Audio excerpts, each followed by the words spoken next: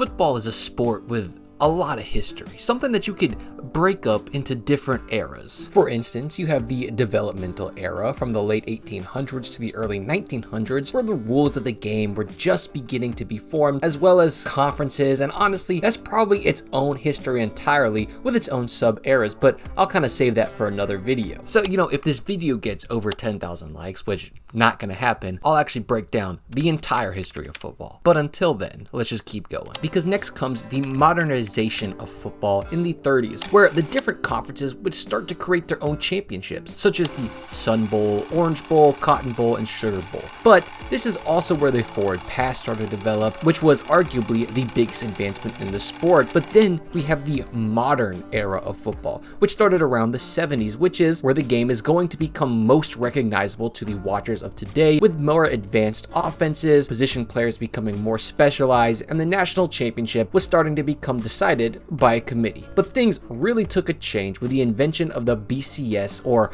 Bowl Championship Series. This gave the committee, which unfortunately still existed at this point, a better way to evaluate who the national champion would be through a variety of bowl games, which typically consisted of the best teams from different conferences facing off, and the results of those being used to crown a champion. While this resulted in quite a few less co-champions, with there only being one in 2003 with a tie between LSU and Southern Cal, which is compared to the 3 co-champions that existed during the same time frame under the previous system, it still wasn't perfect. So then we later developed the most modern era, which is the college football playoff system, where the same freaking committee, now instead of selecting a champion, selects who they think the 4 best teams are and just lets them battle it out tournament style to determine the national champion. And while we're witnessing the imperfections of that system this year, at least there's no split champions. But within this era, there has been this secret, slow developing era I like to call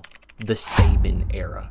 And it's quite possibly the greatest, most dominating stretch of football in the history of football. But I'm going to make the claim that his reign was one of the best things to happen to college football. But to explain that claim, first I have to attempt to substantiate his dominance, because without that key context, you won't understand why his time at Alabama was so awesome in such an awful way. So where to start with Nick, except the one thing that you could define Nick Saban's career by: winning. Nick's tenure at Alabama was one of the winningest tenures of all time. Across his 17 years there, Saban won 206 games. While this is nowhere close to the most games won by a head coach at a single school, we're not in the business of most, we're in the business of dominance. And when you get your 206 wins by winning 87% of your games, you're in the right business. Yes, you heard me right. 17 seasons, 87% wins. And if you don't include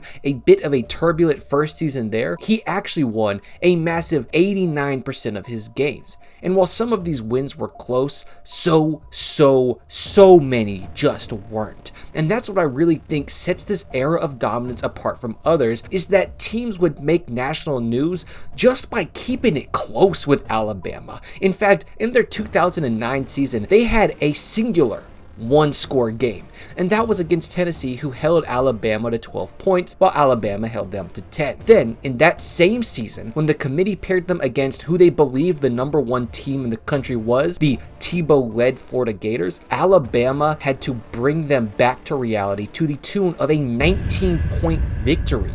Oh, and the rest of the season, they also knocked off a number 7 Virginia Tech, number 20 Ole Miss, number 22 South Carolina, and a number 9 LSU. And just remember this, not a single one-score game amongst any of those. And while this may arguably be their best season, even if we look at their worst loss to a number 10 LSU and a 1-point game against the future number 1 ranked Auburn. And that's it. That is the worst season he's ever had, outside of, once again, if you ignore his first season with them. In fact, if you look at every single loss he's ever had, he's only ever had one to an unranked opponent. And even that one comes with a big asterisk, because he lost to an A&M team in 2021 in the 1 week that they were actually unranked, but they still finished top 25. And no game they ever lost was by more than 2 touchdowns, except for a really good Clemson team in the national championship. But 16 years and never losing by more than 2 scores in a regular season is just insane. And their rankings showed it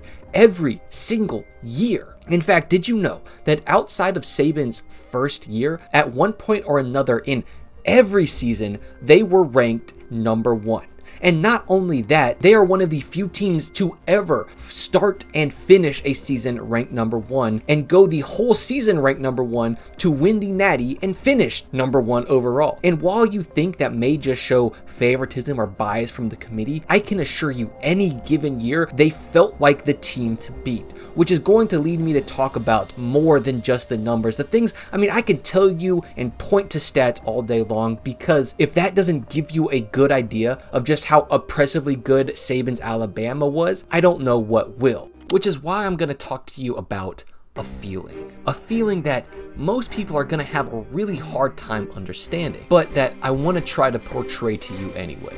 So let me take you to the start of any season, really, but for the sake of this video, I'll just choose a random one. Let's say 2014. You get online to look at the AP preseason polls and see that Alabama is ranked at number 2. You don't think much of it because this is their 6th season in a row ranked in the top 5, and if anything, you think that they're ranked number 2 just to generate clicks because they actually ranked somebody over Alabama. That becomes so much more obvious when the team they ranked over them was Florida State. Then, through the first 4 weeks, Alabama continues to do the equivalent of curb stopping other teams as the polls sort themselves out and Alabama rises back to number 1 for the 6th season in a row. And then, out of nowhere, Alabama loses. Ole Miss comes out and punches them right in the mouth. The little guy sticking up to the big bully, and the whole world cheers it on.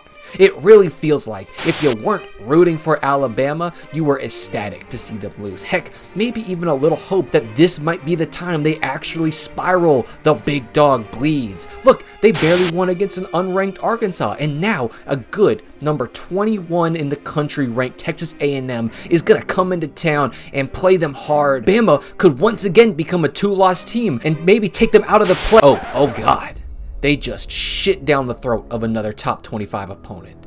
It was 59-0. Then they take LSU to overtime, beat the number 1 ranked Mississippi State team to regain their crown, shit on Auburn's chest, pick that shit up and throw it into the face of Missouri to finish out the season number 1 in the country again. Just your typical Alabama season. And that's the way it went every single year for 16 years. Pretend another team was better than Alabama, almost immediately be proven wrong by Alabama dominating for their 10th plus season in a row, wait for them to lose to another top 25 team, then overreact and pretend like Alabama is washed for a couple days. Then watch them stomp the ever-loving shit out of their competition like they were putting out a cigarette, and if it ever deviated from this pattern, it made national headlines, and I don't think people will ever understand what it means to be a dynasty like that, because the wins are more impressive when you think about it this way. Every single week, for the better part of 17 years, you had a target on your head. Teams would circle you on their calendars. If they could knock you off, it would validate your season. You were the end goal. You were teams' national championships that they'd never get to otherwise.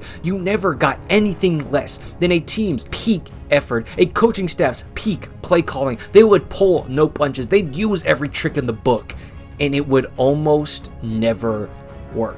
That's the part of the Saban legacy that won't show up in the record books. That's the part people can't talk about because there is no number to justify just how much teams needed to beat Alabama. They weren't just the best college football team for 17 years in a row. They were the standard that other good college football teams would have to beat or at least compete with to validate their success. Think about it. Even in Georgia's most dominating couple seasons as of recent, the absolute pinnacle of what people thought a college football team could be, they couldn't even consistently beat Alabama. 3 seasons, they only lost 2 games in both of those seasons, and both of those losses were to a Saban-led Alabama team. And if you looked at what they were doing to other teams, you would have expected them to smoke Alabama, especially because people just thought that Alabama was okay by Alabama standards. Ultimately, no team has been able to consistently surpass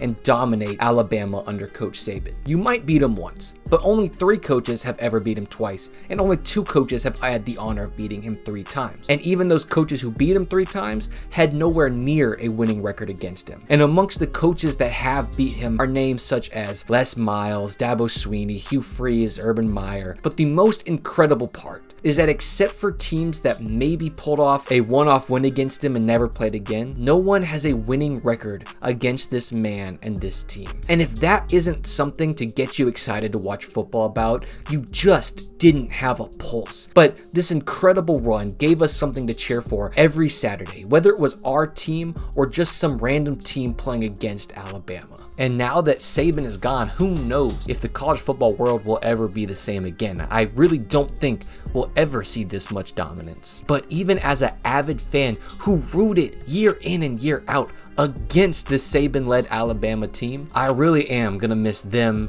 and Saban and everything that he meant to college football.